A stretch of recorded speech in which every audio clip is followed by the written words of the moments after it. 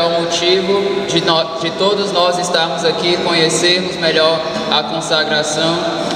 E nada melhor do que começar um encontro se preparando para a Santa Missa por meio do Santo Texto, porque eu tenho certeza que todos aqueles que foram alimentando seu amor por Nossa Senhora começaram pela Ave Maria, foram adquirindo cada vez mais o amor pela Ave Maria, e foi com a Ave Maria que Deus saudou Nossa Senhora, quando o anjo chegou para ela: ave cheia de graça. Então nada melhor do que imitar o próprio Deus, que enviou um anjo para saudar Nossa Senhora.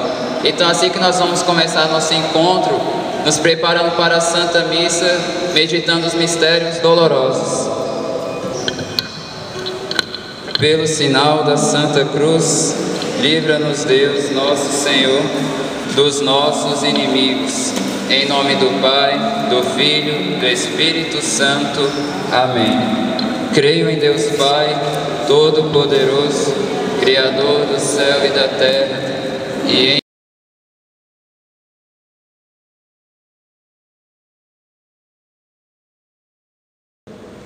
Não existe nada, coisa alguma que o ser humano possa fazer que agrade mais ao Pai do que oferecer o sacrifício do seu Filho. E a Santa Missa é exatamente isto. No momento da Santa Missa nós nos colocamos no Calvário. Realmente, não apenas por recordação ou lembrança, mas de maneira real, verdadeira, mística, mas real. Estamos no Calvário, Jesus oferecendo a sua vida ao Pai pela salvação de todos nós, junto com a Santíssima Virgem, o apóstolo amado e a multidão agora dos bem-aventurados e anjos, contemplando a grandeza e extensão do amor de Deus que dá vida em resgate do seu povo.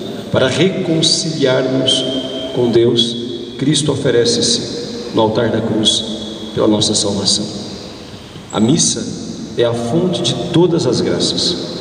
Não existe nenhuma graça que não tenha a sua origem no sacrifício redentor de Cristo. E para que nós possamos alcançar as graças que Deus nos proporciona na Santa Missa, nós devemos ter o nosso coração purificado e aberto à ação de Deus. Por isso, no início da Santa Missa, o ato penitencial, para que nós possamos pedir perdão e purificar-nos, para que o nosso louvor seja aceito por Deus. Reconheçamos, portanto, irmãos, nossos pecados, para que possamos celebrar dignamente estes sagrados mistérios. Confessemos os nossos pecados. Confesso a Deus Todo-Poderoso e a vós, irmãos e irmãs, que eu pequei muitas vezes por pensamentos e palavras, atos e omissões, por minha culpa, minha tão grande culpa, e peço à Virgem Maria, aos anjos e santos, e a vós, irmãos e irmãs, que rogueis por mim a Deus nosso Senhor. Deus Todo-Poderoso, tenha compaixão de nós, perdoe os nossos pecados e nos conduza à vida eterna.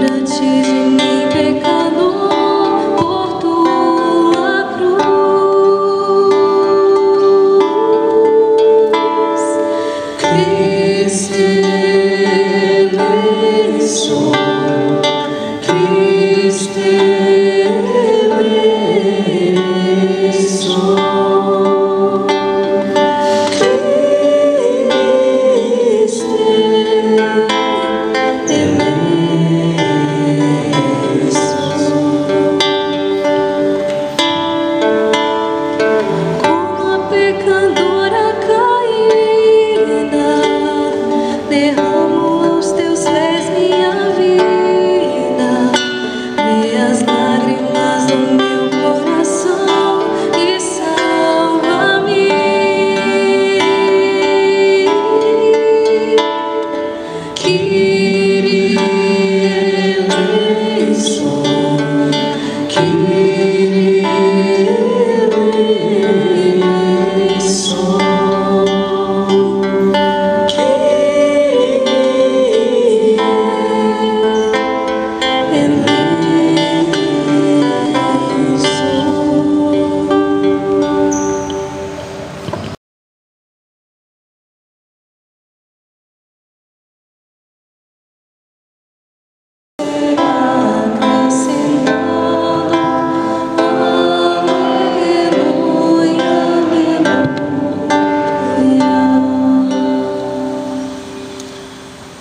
O Senhor esteja convosco. Ele está no meio de nós. Proclamação do Evangelho de nosso Senhor Jesus Cristo, segundo São Lucas. Glória a vós, Senhor. Naquele tempo, aproximaram-se de Jesus alguns saduceus que negam a ressurreição e lhe perguntaram: Mestre, Moisés deixou-nos escrito: se alguém tiver um irmão casado e este morrer sem filhos, deve casar-se com a viúva a fim de garantir a descendência para o seu irmão. Ora, havia 7 irmãos. O primeiro casou e morreu sem deixar filhos. Também o segundo e o terceiro se casaram com a viúva, e assim os 7. Todos morreram sem deixar filhos. Por fim, morreu também a mulher. Na ressurreição, ela será esposa de quem? Todos os 7 tiveram casados com ela. Jesus respondeu aos saduceus: nesta vida, os homens e as mulheres casam-se, mas os que forem julgados dignos da ressurreição dos mortos e de participar da vida futura, nem eles se casam, nem elas se dão em casamento. E já não poderão morrer, pois serão iguais aos anjos, serão filhos de Deus, porque ressuscitaram. Que os mortos ressuscitam, Moisés também o indicou na passagem da sarça, quando chama o Senhor o Deus de Abraão, o Deus de Isaque e o Deus de Jacó. Deus não é o Deus dos mortos, mas dos vivos, pois todos vivem para Ele. Alguns doutores da lei disseram a Jesus: Mestre, tu falaste muito bem. E ninguém mais tinha coragem de perguntar coisa alguma a Jesus. Palavra da salvação. Glória a vós, Senhor.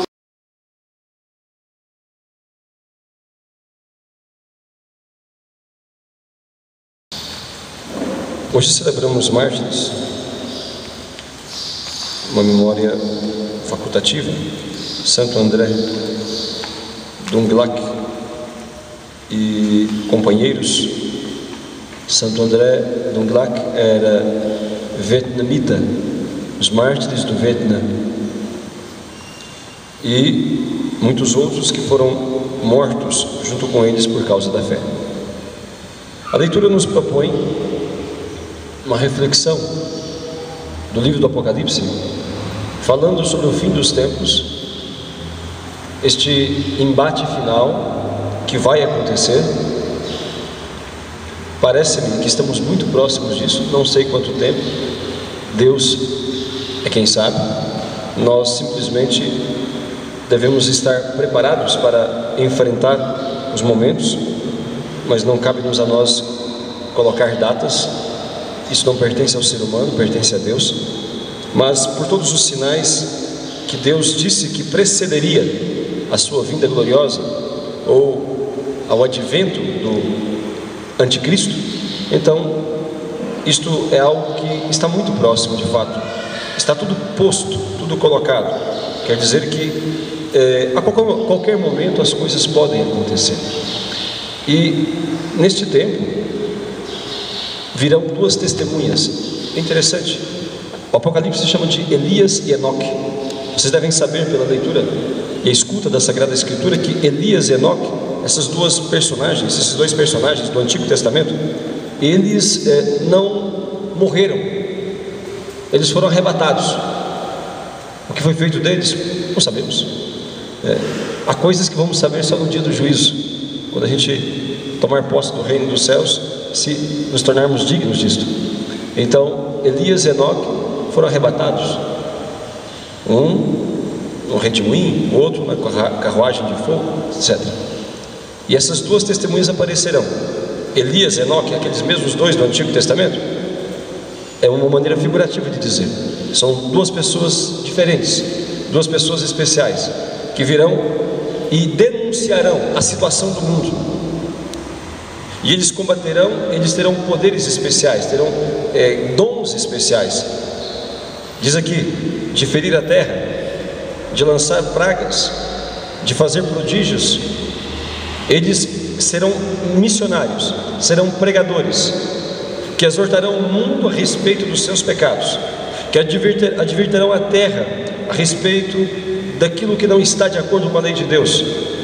E por isso que diz aqui que quando eles forem combatidos pela besta, a besta os vencerá. É interessante isso, né? Coisas que a gente não entende, mas está nos desígnios de Deus. Essas duas testemunhas serão combatidas pela besta e os vencerá. Esta besta os vencerá, e o cadáver deles estará exposto na cidade santa, Jerusalém, durante 3 dias e meio, porque será como que uma celebração. Celebrarão a vitória sobre aqueles, e os habitantes da terra, diz aqui, se felicitarão por eles terem sido mortos, porque eles incomodavam os habitantes da terra, incomodavam com as suas denúncias, com as suas pregações, incomodavam-os tremendamente. Irmãos, nós já chegamos em situação semelhante, nós já estamos vivendo esta situação, certo? As testemunhas que irão pregar em nome de Deus, eles irão sofrer a perseguição dos poderosos, sejam eclesiásticos, sejam políticos, sofrerão a perseguição, e nós temos que estar preparados, interessante, para morrer. Não quer dizer porque nós somos de Deus, ou porque pregamos a verdade, nós iremos vencer. Não quer dizer isso não. A vitória de Cristo é diferente. A vitória de Cristo não se manifesta apenas no sucesso e no triunfo sobre os opositores. A vitória de Cristo, ela se manifesta na vida daquela pessoa que foi capaz de vencer a si mesma. E o supremo testemunho desta vitória sobre si mesmo é o martírio, quando a pessoa é capaz de renunciar mesmo à própria vida por amor a Jesus Cristo. Não é então derrotar todos os exércitos, ou então colocar em fuga todos os opositores. A vitória não consiste nisso. Consiste de fato em permanecer fiel a Jesus Cristo até o último momento. Veja, os mártires, aos olhos do mundo parecem fracasso. Foram mortos, foram derrotados, foram trucidados. Mas aos olhos de Deus e com os olhos da fé, conseguimos enxergar a grandeza destes homens e mulheres, que de fato foram capazes de manterem-se fiéis diante de opositores que lhes infligiam tantas penalidades, tantos sofrimentos, tantas dores e por fim o martírio. Estes são verdadeiros homens, estas são verdadeiras mulheres, são pessoas que viveram a sua humanidade no mais elevado grau, que não venderam as suas consciências para obterem benefício, que não quiseram preservar a sua pele, mas que se mantiveram firmes, fiéis a Deus em meio às tribulações. A estes pertencerá a glória. Estes são aqueles que enchem os nossos corações de fato com exemplo do que é viver realmente. Tinha o bispo que me ordenou, um santo homem, Dom Manuel Pestana, morreu no ano passado, era bispo aqui de Anápolis, em Goiás. Ele, na filosofia, era nosso professor, e ele muitas vezes repetia esta frase, que sempre a mim iluminou e orientou. Ele dizia: só vale a pena viver quando se tem um ideal pelo qual se vale a pena morrer. Só vale a pena viver quando se tem um ideal pelo qual se vale a pena morrer. Foi isto que os santos de fato compreenderam. Foi isto que os santos compreenderam profundamente, e especialmente os mártires, e deram um testemunho deste amor incondicional, fiel a Jesus Cristo. Meus amados irmãos, nós estamos agora vivendo em tempos muito difíceis. Nós estamos vivendo em tempos muito difíceis em que a fé, ela se diluiu. Nós estamos vivendo no tempo da grande apostasia. Por isso, tal qual o mundo tratava aquelas testemunhas que nos diz Apocalipse, tratará a qualquer um que queira pregar a fé nos dias atuais. Esta é a realidade que nós estamos vivendo. Há quem acolha, graças a Deus, entende? Há quem acolha, quem queira a verdade, há quem tenha sede de Deus.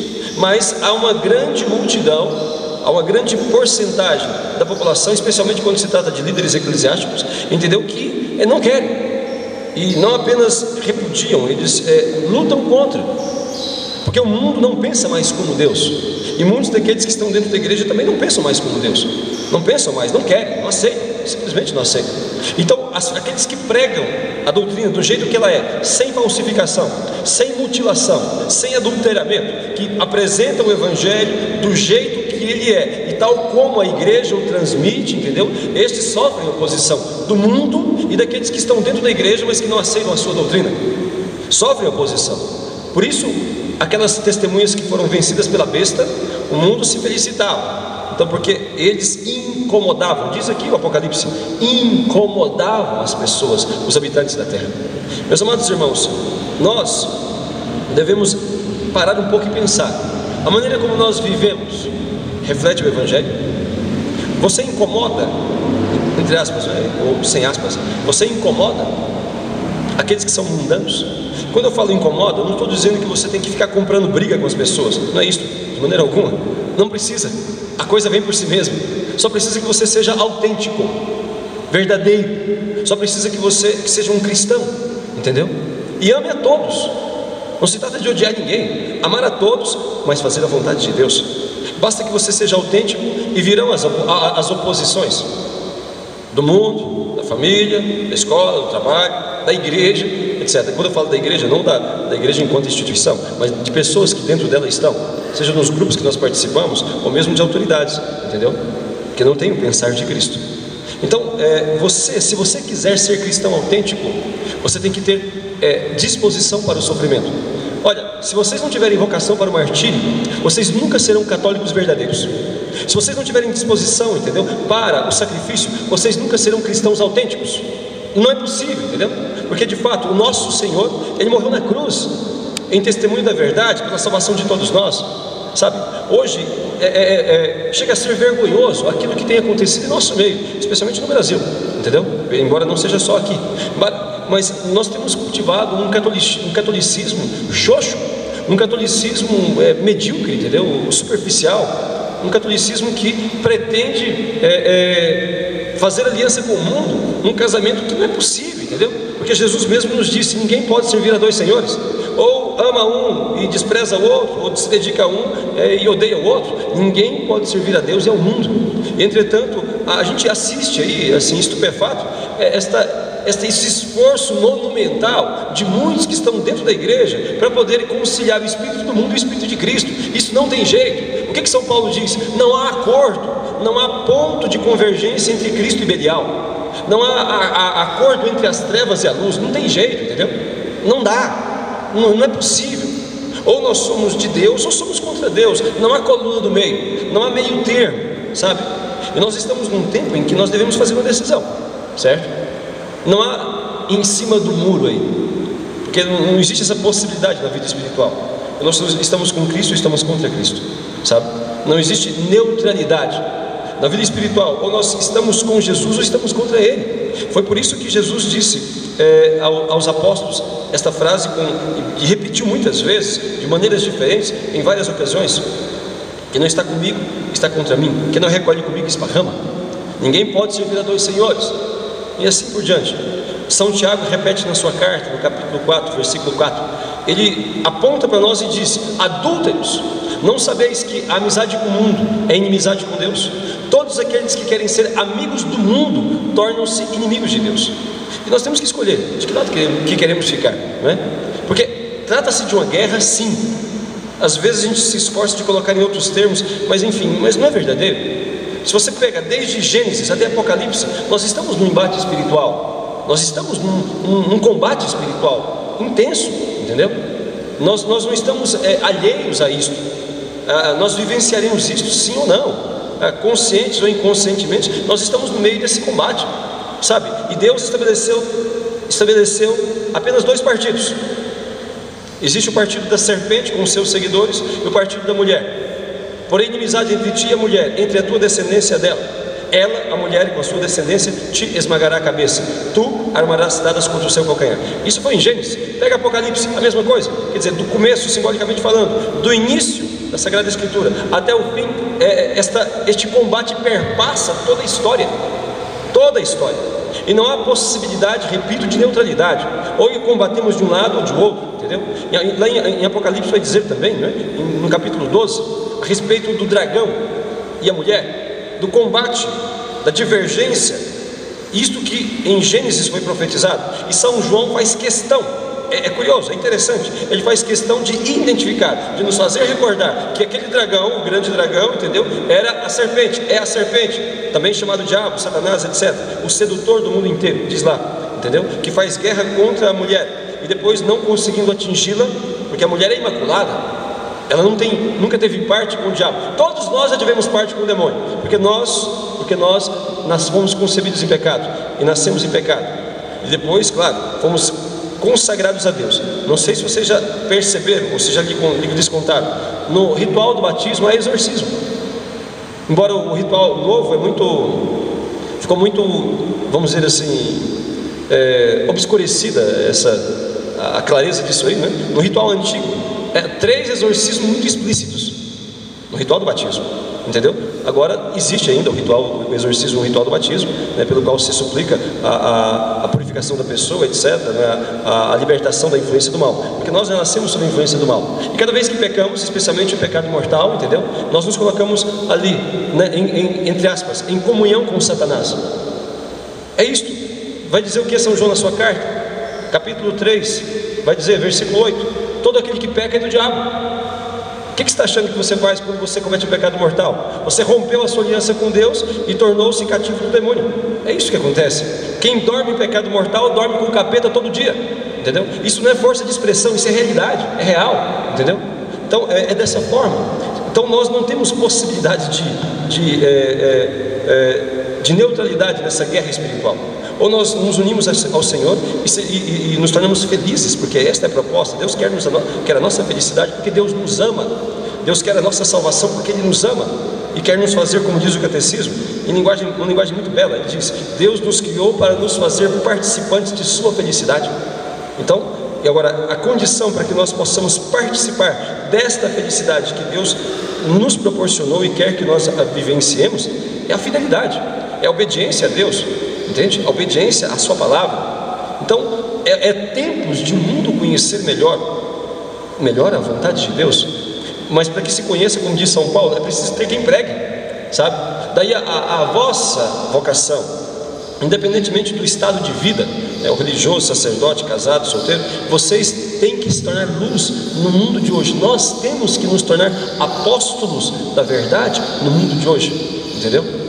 Temos que nos tornar. O que está em questão, irmãos, não é simplesmente ideologias ou tendências dentro da igreja. O que está em questão é a salvação ou condenação de uma multidão de pessoas, entendeu? Que dependerá da nossa disposição, da nossa capacidade de amar, da nossa caridade, entendeu? Que nos impulsiona a fazer alguma coisa em prol da salvação dos outros. Nós não podemos assistir essa multidão caindo no inferno e cruzarmos os nossos braços e sermos indiferentes ao que está acontecendo. Um cristão que não se torna apóstolo, ele é apóstata, entendeu? Um cristão que não tem a disposição de anunciar o evangelho e convidar as pessoas a amarem a Deus, ele já perdeu a sua fé, ele é medíocre, entendeu? Ele na verdade não tem uma fé suficiente e certamente se não se converter se condenará. Meus irmãos, é tempo disso. Nós temos que encarar, aceitar o desafio de viver a santidade. O mundo precisa de santos, muitos e grandes santos, e nós somos chamados, entendeu? A vivenciar, a sermos isto. E não é por vaidade, isso é uma necessidade nossa e da humanidade.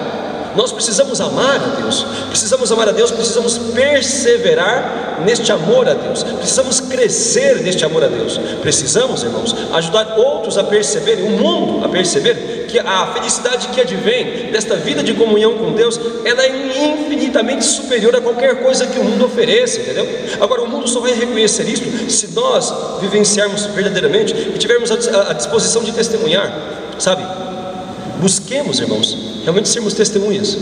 Não contemos com sucesso, porque Deus não promete isso para ninguém, entendeu? Contemos, é muito mais certo o martírio, entendeu? Do que o sucesso no sentido da exaltação.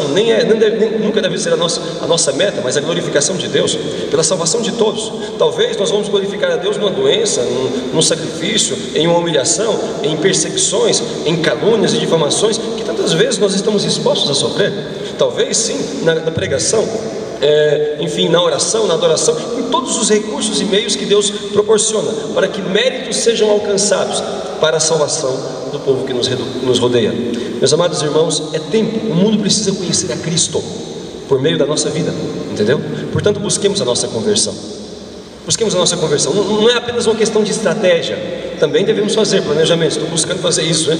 Então, buscar nos organizar, fazer melhor, difundir a fé. Mas fundamentalmente não é isso, certo? Temos que ter estratégia e organização.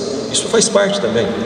Não é só uma questão de método, entendeu? A maneira como fazer assim, fazer assado, etc. Embora também isso tenha o seu valor. Não é só uma questão de material até, né? Então, de termos formação, etc. Também precisamos. Tudo isso é necessário. Mas fundamentalmente, irmãos, é uma questão de conversão interior. Fundamentalmente é uma questão de conversão pessoal. O maior investimento que nós podemos fazer, a maior coisa que nós podemos fazer para salvar o mundo é nos convertermos. O problema não está lá fora, é dentro de mim, entendeu?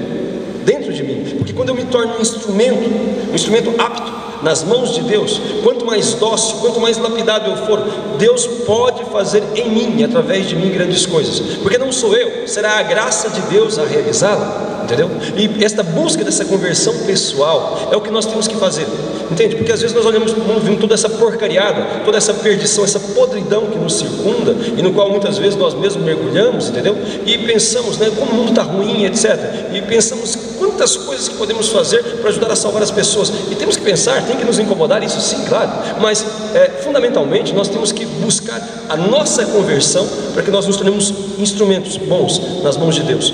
E aquela palavra que São Francisco dizia, né? Senhor, fazei de mim instrumento de sua paz. Nós possamos realmente ser instrumentos, sabe? O maior serviço de utilidade pública é a nossa santificação. Porque um santo, Deus sabe como usá-lo para o bem do seu povo, porque ele é dócil e deixa-se conduzir. Alguém que se ilumina é algo belo. Quanto mais a santificação vai nos fazendo ter uma comunhão cada vez mais profunda com Deus, à medida em que nós vamos sendo dóceis ao Espírito Santo, nos deixamos conduzir por Ele, então tanto mais nós ficamos cheios dele. E quanto mais cheios de Deus, mais iluminada a nossa vida. E tanto mais, é como a luz. Você pode ter uma lâmpada de 10 watts, né, que ilumina um pouquinho, dá para enxergar qualquer coisa. Você pode ter uma de 20 watts, uma de 50, uma de 100, uma de 200, uma de 1000. Quanto mais forte ela for, né? Quanto mais potência ela tiver, tanto mais é o raio aonde ela irá clarear quando está de noite, quando tem as trevas. Assim também nós. Quanto mais tivermos em nós Deus, quanto mais Deus for tudo em nós, tanto mais a iniciativa será do próprio Deus, tanto mais pela nossa vida, pela nossa palavra, pelo nosso testemunho, enfim, Deus fará chegar a outros, entendeu? A sua palavra, a sua presença, o seu evangelho, por meio da nossa atuação. Foram assim como os santos. Vejam, os santos que iluminam até hoje o mundo, pelo exemplo que tiveram, homens, mulheres, pessoas que amaram a Deus de verdade, que encararam esse desafio. Então, cabe-nos a nós também termos a mesma posição, independentemente do estado de vida, viu? Isso aqui é para o casado, é para o solteiro, é para o sacerdote, para o religioso, para o jovem, para a criança, para o idoso, para todos. Nós temos que ser santos. Agora, sabe o que é o problema hoje?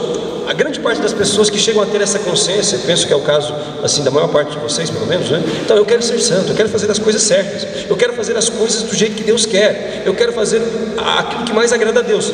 A grande parte, elas acabam se esbarrando na sua fragilidade, no seu respeito humano, entendeu? Que não tem um espírito combativo, tem medo de sofrer, não tem disposição de enfrentar, não tem disposição de sofrer perseguição, incompreensão, sabe, difamação, humilhações por causa do Evangelho. As pessoas se doem toda quando então começa um padre, ou então um familiar, ou então, sei lá, alguém próximo a criticar, a perseguir, a falar mal, porque você tem essa postura, agora começou a usar saia, começou a usar um véu, etc. Então alguém começa a criticar, a pessoa já fica toda melindrosa, alguém porque comunga de joelho ou na boca, etc. Então começa a sofrer a perseguição, começa a sofrer assim a incompreensão, seja de amigos, outro porque o casal jovem, entendeu? Que está tendo os filhos que Deus manda, né? Não toma anticoncepcional, sabe? Não usa camisinha nem nada disso, tem a abertura à vida. Então outros casais, familiares, às vezes até pai e mãe, pessoas próximas começam a matar, cair matando em cima, entendeu? E as pessoas às vezes não têm sustentáculo, não têm disposição de sofrer, não têm espírito de martírio, ainda não estão suficientemente convertidas, entendeu? Para poder dar a vida por Jesus. E esse dar a vida é esta capacidade de sofrer para poder viver a verdade, entendeu? E manter no coração a paz e a alegria. Porque um cristão que tem comunhão com Deus, a sua paz e a sua felicidade consiste nisto, entende? Consiste nisto, sabe? Então, que venha a perseguição, que venha então a humilhação, que venha então a oposição, não há problema, se estivermos na graça e na comunhão com Deus. E isto, vem aqui uma advertência a todos nós, e isto sem perdermos o amor àquelas pessoas que nos perseguem, sem perder o amor àquelas pessoas que nos prejudicam, sem perder o amor àquelas pessoas que querem nos trucidar, entendeu? Nós temos que amar aquelas pessoas, amar as pessoas, e por isso rezar pela conversão desses desgraçados, mas, entendeu? Não concordar com as atitudes, com as ideias erradas que porventura tenham, mas amá-los. E quando eu falo amar, não estou falando de maneira irônica, estou falando aquilo que Jesus falou, amá-los mesmo, entendeu? E rezar por eles, sabe? E estar disposto a fazer o bem, a servir naquilo que for realmente justo, naquilo que for bom e agradável ao Senhor. Meus amados irmãos, amar de maneira incondicional, entendeu? Estar disposto a sofrer o que for preciso para a glorificação de Deus e salvação do mundo. Deus nos chama a isto. Veja, as testemunhas. O mundo precisa dessas testemunhas. Seja você, Elias e Enoque no mundo atual. Agora saiba qual é o fim. Saiba bem, o Apocalipse deixa claro qual foi o fim deles, né? Foram combatidos, foram vencidos, sabe? Mas depois não ficou assim. Depois ressuscitaram e subiram para a glória. Você tem fé suficiente no céu para expor a sua vida ao serviço de Deus? Você tem fé suficiente na eternidade para colocar a sua cabeça a prêmio na luta pela verdade? Você tem amor suficiente a Jesus ao ponto de estar disposto de fato a sofrer o que for preciso por Ele, pela causa dele? Tem? Então, bem-vindo. Nosso Senhor nos chama a sermos estas testemunhas no mundo atual, porque o mundo precisa de santos, de muitos e de grandes santos. Oxalá cada um de vocês, cada um de nós sejamos, né, esta resposta a este grande anseio, a esta grande necessidade que o mundo tem de luz, essa luz que vem do alto, essa luz que indica o caminho justo, que é Cristo, para reencontrar a felicidade que perdeu, a paz que não encontra, esta alegria que só em Jesus se obtém. Louvado seja nosso Senhor Jesus Cristo e nossa Mãe Maria Santíssima.